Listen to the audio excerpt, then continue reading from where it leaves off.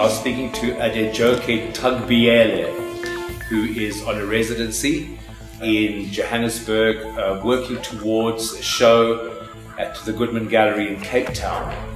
You've been here for 3 weeks in a studio setting, but you've been to Joburg before.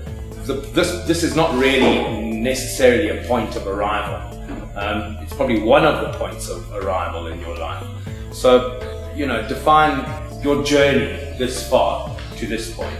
To describe my journey to this point, it's a very broad and open-ended question.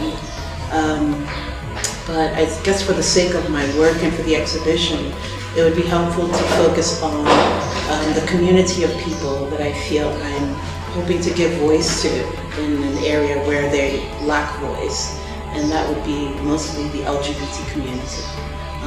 Not only in Nigeria, but Africa and in the diaspora, certainly here as well. I did live in Lagos for 7 years, and then back in the US, our household was never devoid of cultural values.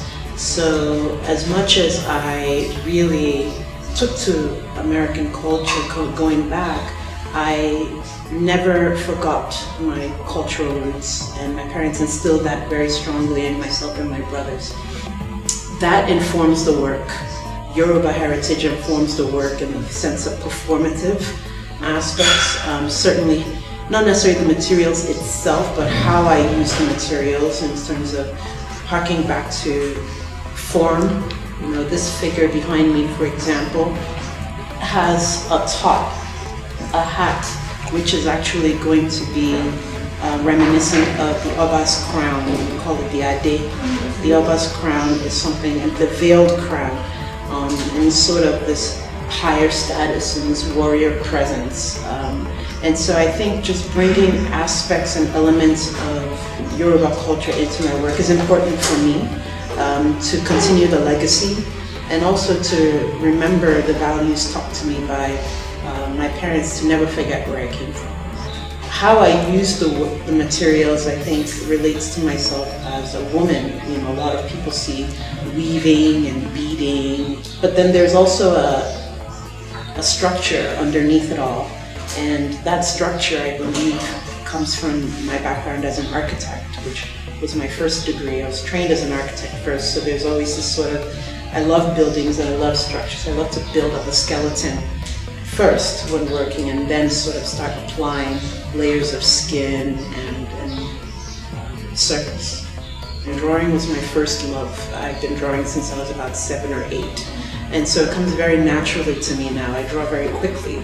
And I love drawing structure and buildings. And in fact, when I'm making the sculpture, I feel like I'm drawing in space. That is a term that I've heard other people use, and I very much relate to that. The third medium is the video, and the video in itself also is important for me as a performance aspect that relates back to the sculpture.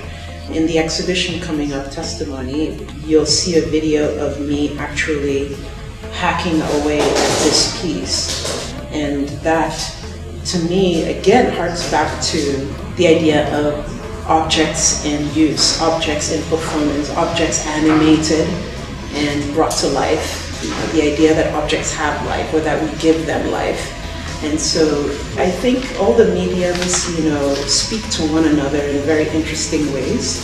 And I hope that, people looking at all the different works see the relationship without me saying anything. I'd like people to approach the work as if they were approaching me, which is seeing it as an open book and not judge. Very much get to know the work, very much like you're getting to know a person. And that can move in so many different directions. It could be happiness, anger, sadness. There's no preclusion as to what I think people should feel from the work. In fact, I'm very much interested in learning the different reactions to the work other than my own, because I think that's the exchange that artworks helps us to have this conversation and learn from each other.